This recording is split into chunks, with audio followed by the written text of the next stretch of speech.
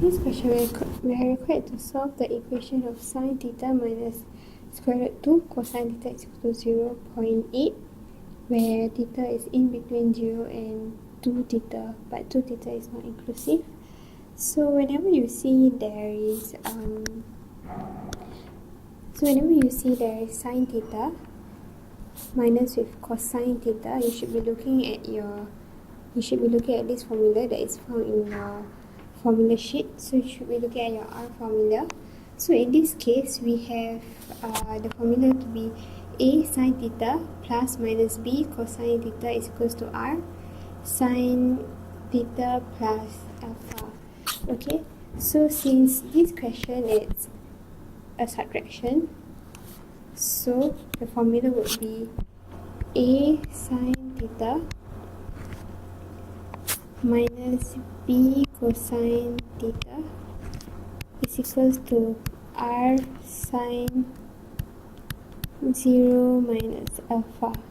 Okay, because if it's minus below, then you should be looking at the minus below here too. Okay, so here we have to identify what is our A and what is our B, R and also alpha. So in this case, our A here is actually equals to 1 because it's just 1 sine theta, and our B is equals to square root 2. Okay, so we have to simplify this expression here. Okay, using your R formula, so we have to find R. Okay, the formula for R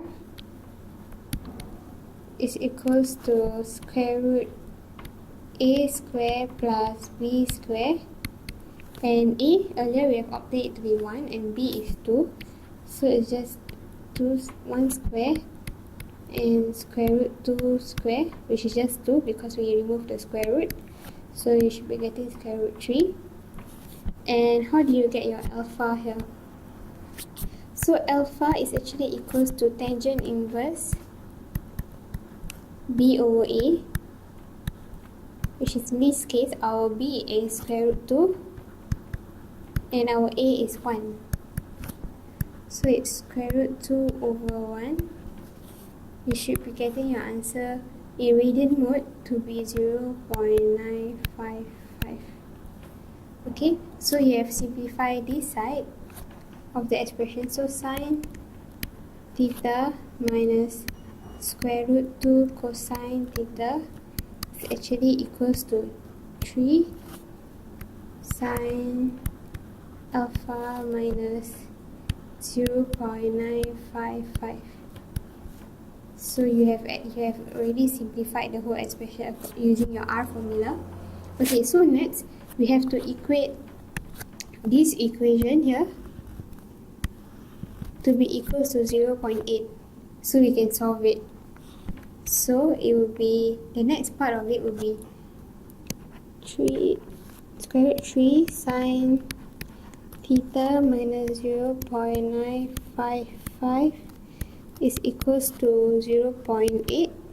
So we bring this square root down, so you have sine theta minus 0.955 is equal to 0.8 over square root 3.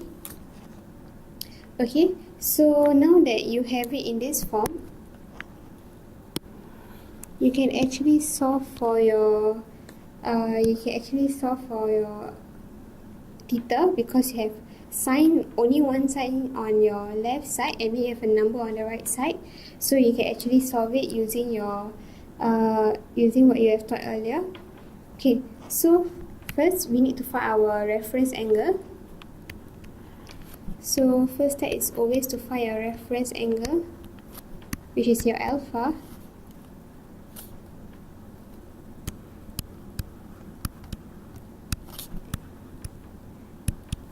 Which is equals to sine inverse 0.8 square root 3.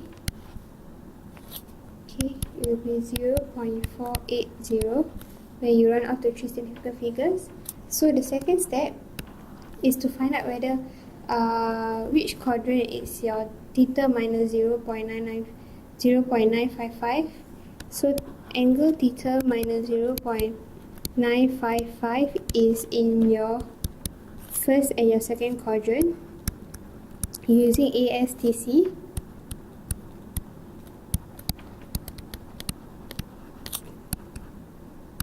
Okay, so using ASTC, sine is positive in the first quadrant and in the second quadrant.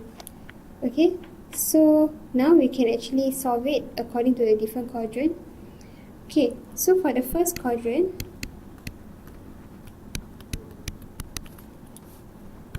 theta minus 0.955 is just equals to alpha.